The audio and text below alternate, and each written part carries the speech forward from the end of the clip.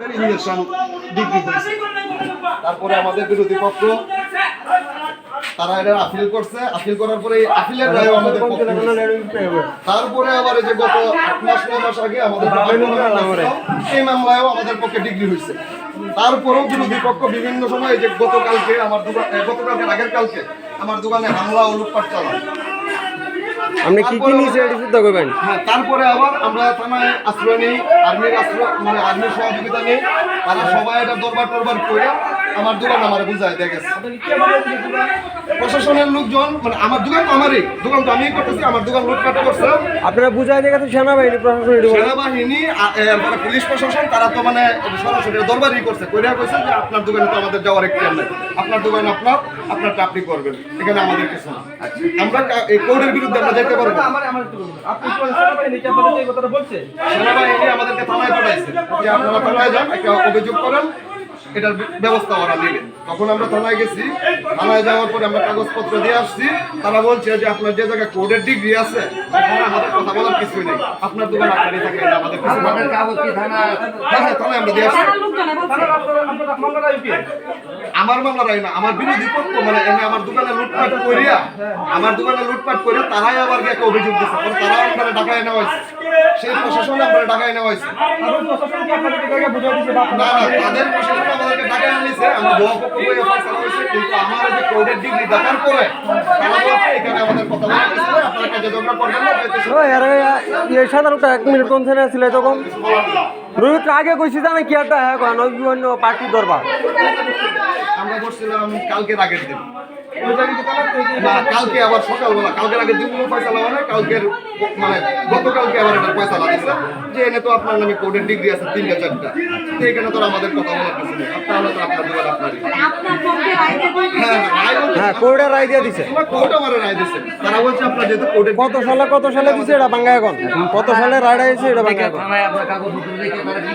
তারা বলছে এনে আমাদের কথা বলার কিছু নেই, যেহেতু আপনার পক্ষে কোর্ট জায়গা তো আপনার।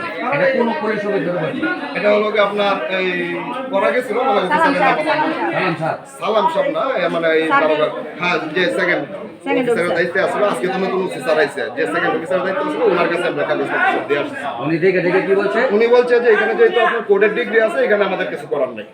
আমরা যেটা জানি যে আগের দিন রাত্রিবেলা বসা হয়েছিল, রাত্রেবেলা পরে আবার সকালবেলা আবার বসা হয়েছে, সকালে বসা হয়েছে, আমরা সমস্ত কাগজপাতি সকালে দেখে এই যে আমার কাগজ যেটা হলো আজ থেকে আরো 20 বছর আগে আমার পক্ষে ডিগ্রি হয়েছে, এটার বিরুদ্ধে তারা আপিলও করছে, আপিলের রায়ও আমার পক্ষে হয়েছে।